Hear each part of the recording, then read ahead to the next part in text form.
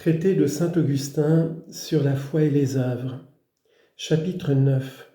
Exemple de l'eunuque baptisé après avoir professé la foi et abus qu'on en fait. L'eunuque que baptisa Philippe, dit-on encore, ne prononça que ces paroles « Je crois que Jésus-Christ est le Fils de Dieu ». Sur cette déclaration, il reçut immédiatement le baptême. Faut-il donc conclure de là qu'il suffit de faire la même réponse pour être baptisé sur le champ ? Faut-il que le catéchiste reste muet et n'exige aucune profession de foi sur le Saint-Esprit, la Sainte Église, la rémission des péchés, la résurrection des morts, qui se borne à dire que notre Seigneur Jésus-Christ est le Fils de Dieu, sans parler de son incarnation dans le sein d'une Vierge, de sa passion, de sa mort sur la croix, de son ascension au ciel où il est assis à la droite du Père? Si la réponse de l'eunuque « Je crois que Jésus-Christ est le Fils de Dieu » n'a été aux yeux de Philippe une raison suffisante pour l'admettre immédiatement au baptême, pourquoi ne pas imiter son exemple ? Pourquoi ne pas supprimer aussi, nous, les conditions que nous regardons comme indispensables pour baptiser même en cas de nécessité ? Je veux dire ces questions sur les mystères auxquels le catéchumène doit répondre, n'eut-il pas le temps de les graver dans sa mémoire ? Mais si l'Écriture a passé sous silence et nous a laissé le soin de suppléer l'entretien de Philippe avec l'eunuque pour le préparer au baptême, elle nous fait clairement entendre par ces mots, Philippe le baptisa, Actes chapitre 8, versets 35 à 38, que toutes les conditions furent remplies, conditions qui, pour n'être pas exprimées dans l'Écriture où il fallait abréger, n'en sont pas moins obligatoires, comme nous le savons par une tradition constante. Il faut interpréter de la même manière le passage où il est dit que Philippe annonça à l'eunuque « Le Seigneur, Jésus, nul ne doute qu'il ne lui révéla tous les principes du catéchisme qui ont trait à la conduite et aux mœurs de tout croyant en Jésus-Christ. » Qu'est-ce qu'annoncer Jésus-Christ ? Ce n'est pas seulement dire ce qu'il faut croire, mais ce qu'il faut pratiquer quand on veut devenir un de ses membres. Que dis-je ? C'est enseigner tous les dogmes relatifs à Jésus-Christ, non seulement sa filiation divine, sa naissance selon la chair, les douleurs et les causes de sa passion, les effets de sa résurrection, la promesse et le don qu'il a fait de l'Esprit Saint aux fidèles, mais encore les vertus qu'il veut trouver dans les membres dont il est le chef pour les chercher, les former, les aimer, les affranchir et les conduire à la gloire de la vie éternelle. Révèle-t-on ces vérités soit avec précision et en abrégé, soit avec abondance et en détail ? On annonce Jésus-Christ, on n'omet rien en effet de ce qui concerne la foi et tout ensemble la conduite des fidèles. Chapitre 10. Ne savoir que Jésus-Christ. Fausse distinction sur les deux préceptes de l'amour. On peut faire le même raisonnement sur le passage suivant de saint Paul, cité également dans cette controverse. J'ai estimé ne savoir parmi vous que Jésus-Christ et Jésus-Christ crucifié. 1 Corinthiens chapitre 2 verset 2. À entendre nos frères, ce texte n'implique qu'une chose, baptiser d'abord et enseigner ensuite les règles de la vie chrétienne. Voilà, ajoute-t-il, ce qui suffisait amplement à cet apôtre qui pourtant leur disait que, lors même qu'ils auraient 10 000 maîtres en Jésus-Christ, ils n'ont pas néanmoins plusieurs pères en Jésus-Christ, puisque c'est lui seul qui les a engendrés en Jésus-Christ par l'Évangile. 1 Corinthiens chapitre 4 verset 15. Prétendent-ils que celui qui les a engendrés en Jésus-Christ, quoiqu'il rende grâce à Dieu de ce qu'il n'a baptisé aucun d'eux, si ce n'est Crispe, Caius et Stéphanus, ne leur ait enseigné que le crucifiement de Jésus ? Pourquoi ne pas ajouter qu'en les engendrant par l'Évangile, il ne leur a pas même appris que Jésus-Christ était ressuscité ?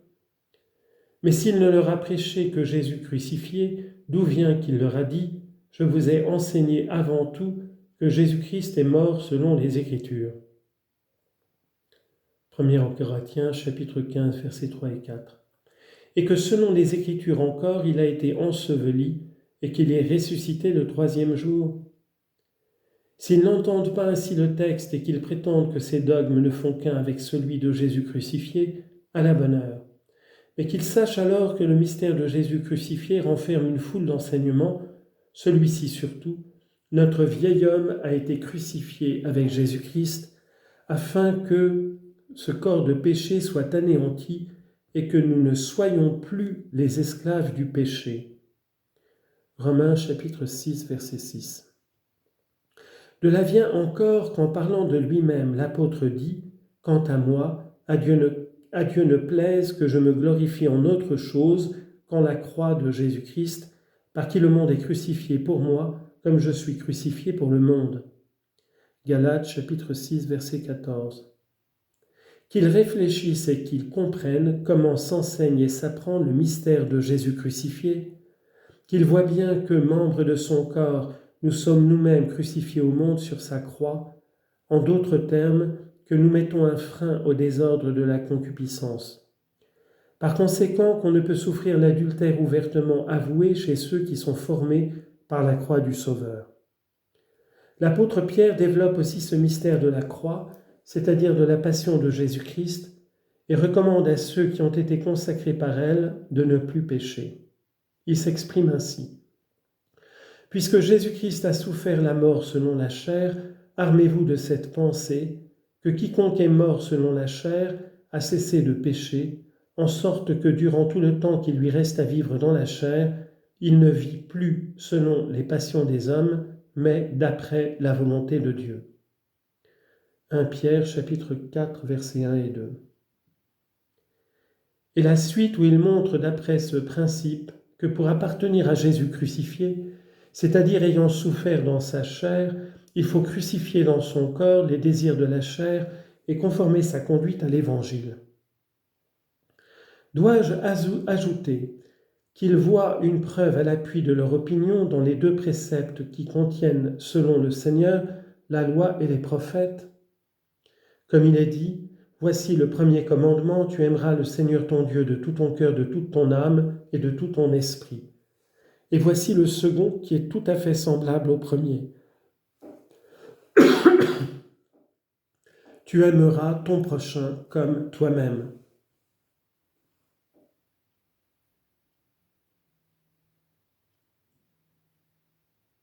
Matthieu chapitre 23, versets 37 à 40.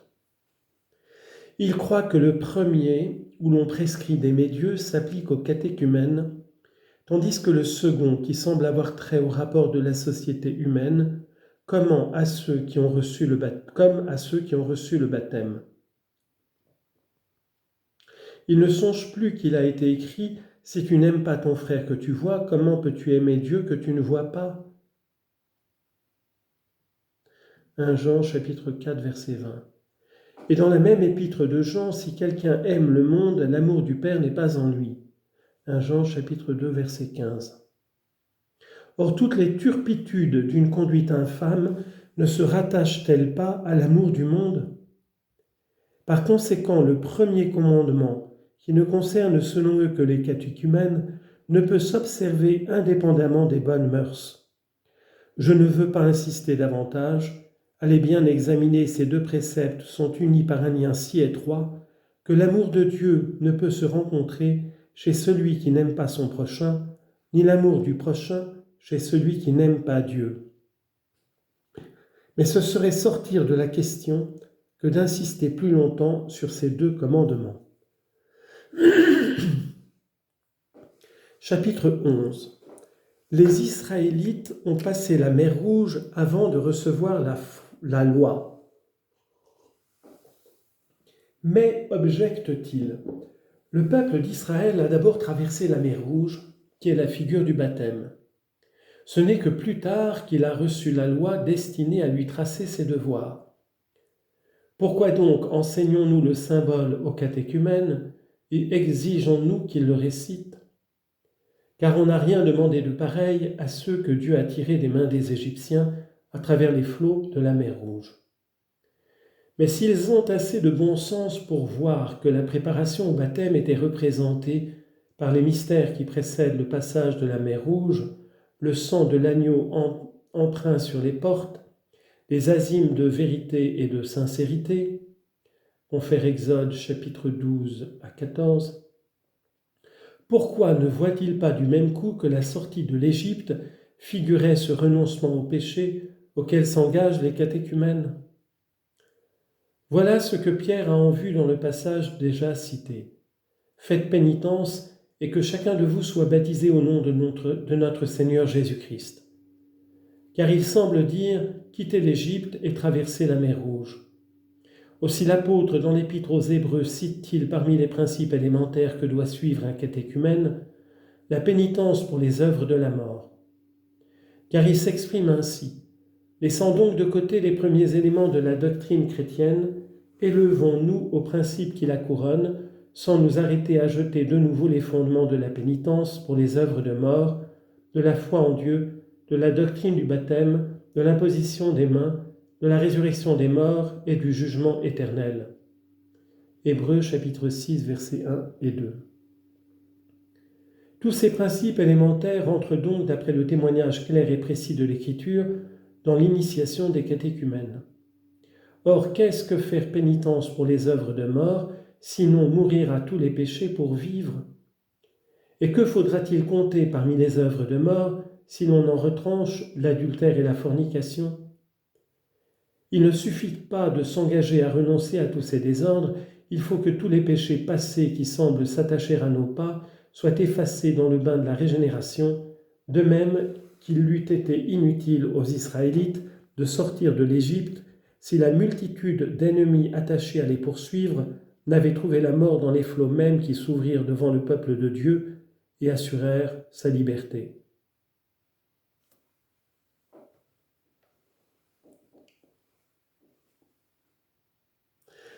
En déclarant qu'on ne veut pas renoncer à l'adultère, peut-on entrer dans la mer Rouge puisqu'on refuse à quitter l'Égypte?